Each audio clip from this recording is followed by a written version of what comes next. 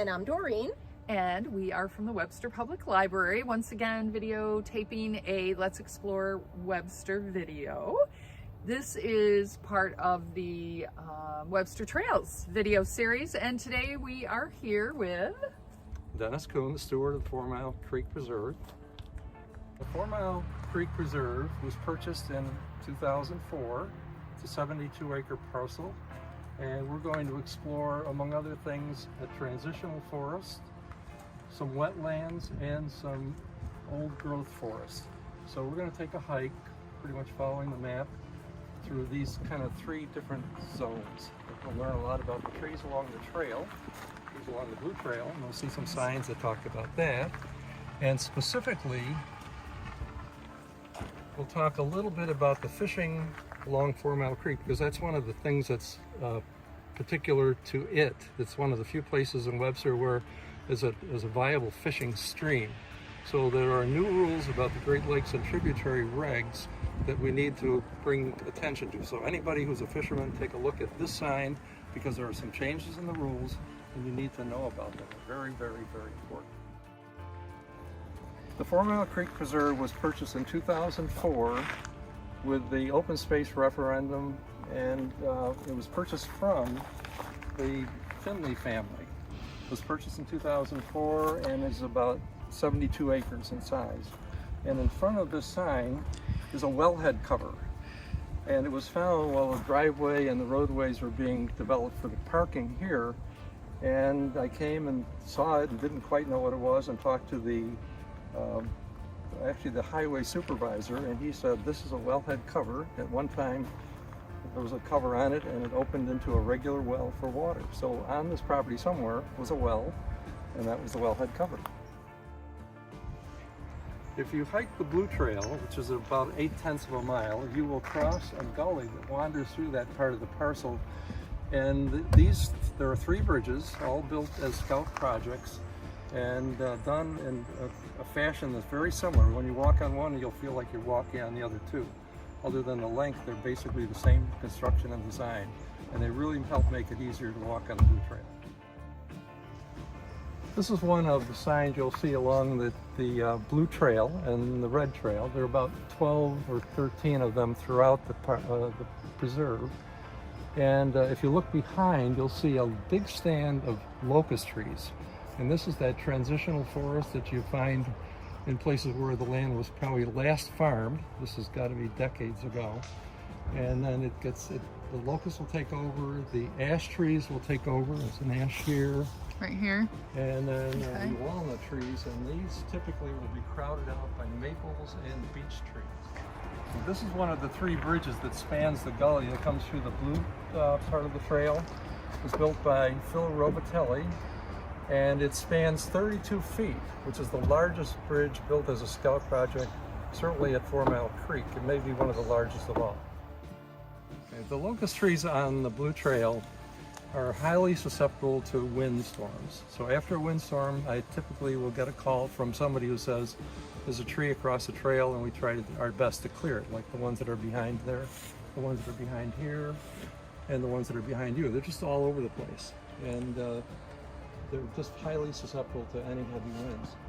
However, if you were to collect firewood and you wanted the best wood in the world for fires, then you would gather up all the locust trees you could find, because on a scale of 1 to 10, a locust tree would probably be an 8 or a 9 as firewood. Just a hot, intense fire from locust trees is really good. So, Doreen, can you tell me about locust trees and why they can be very, very useful and very, very important?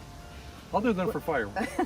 One other thing they're good for is for making fence posts. We passed some fence posts on the trail on our way to this point, and they're very rot resistant, so they'll last a very long time. And I once met a farmer in Wayne County, where I grew up, who told me about locust trees being used for fence posts, and he said, now this is very important, you can tell when to replace a fence post that is made of locust, because what you do is you put the fence post in the ground and you put a rock on top of it.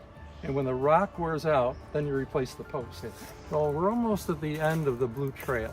And this is where the transitional forest goes into the other big hardwood trees that we haven't seen along the way. included, these are black birch trees, black birch right here.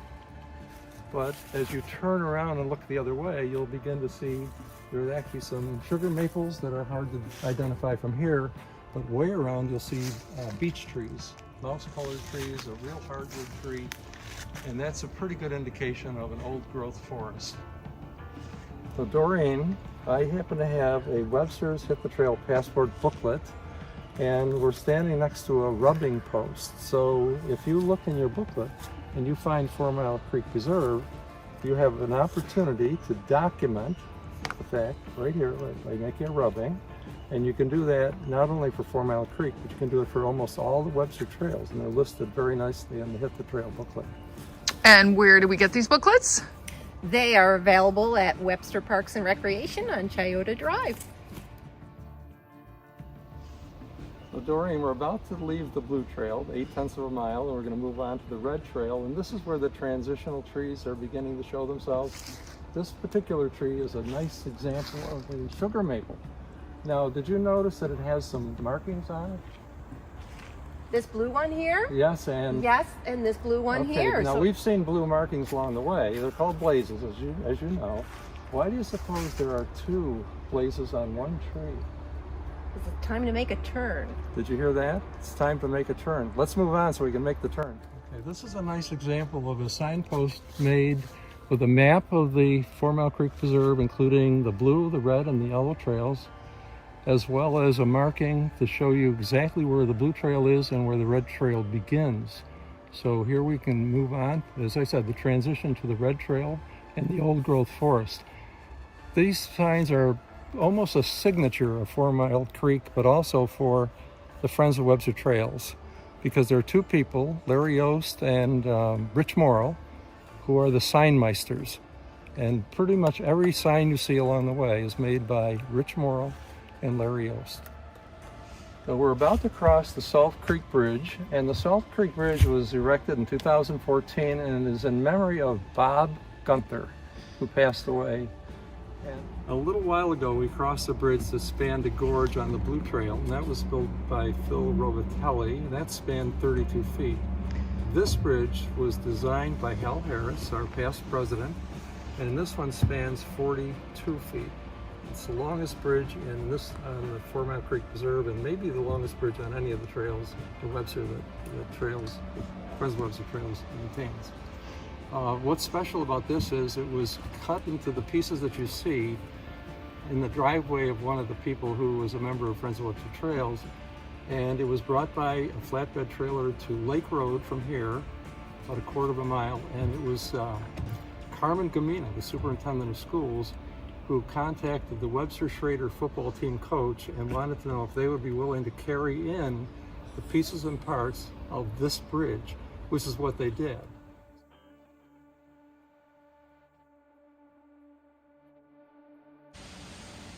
This overlook was designed and constructed by an Eagle Scout named Corey Spooner with the help of Eric Turberg. And Eric Turberg is a Friends of Webster Trails board member who basically coordinates scout projects.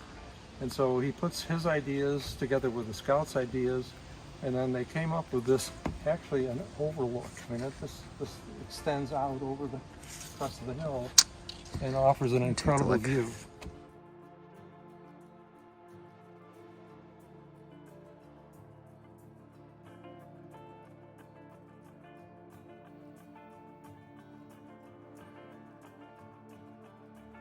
So if you hike 4 Mile Creek and you get on the yellow trail, you'll see a number of these old cars, and I have no idea how they got here and what the purpose was and why they were left behind, but this is definitely one of the feature cars, and it's definitely a fixer-upper. I think it needs a lot of work.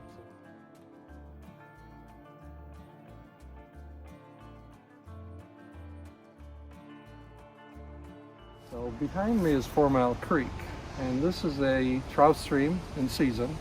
The water's a little low now, so there aren't any fish around, but there will be in a matter of weeks. If we get a prolonged rain and we get some water in 4 Mile Creek, it's going to raise the level of water, and there's going to be fish in here just waiting to be caught. Interestingly, there are a number of sawmills on 4 Mile Creek, probably 6 or 7 of them between the lake and Ridge Road. And there was a sawmill just the other side of Lake Road, the north side of Lake Road, where I used to go fishing as a kid and took hikes and did different things over there.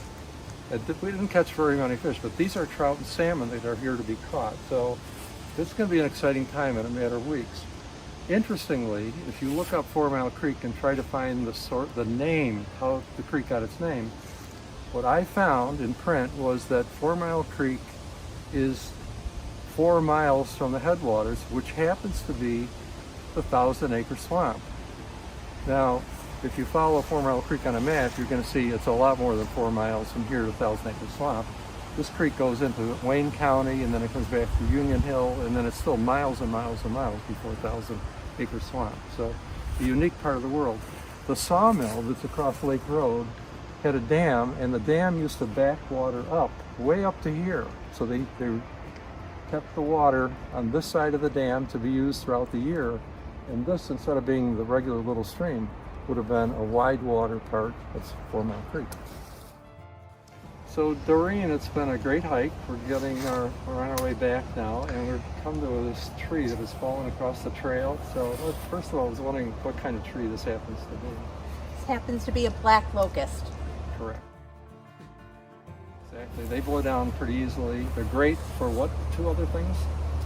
Firewood and for fence posts. Fence posts and firewood. Very good. Good thing to remember.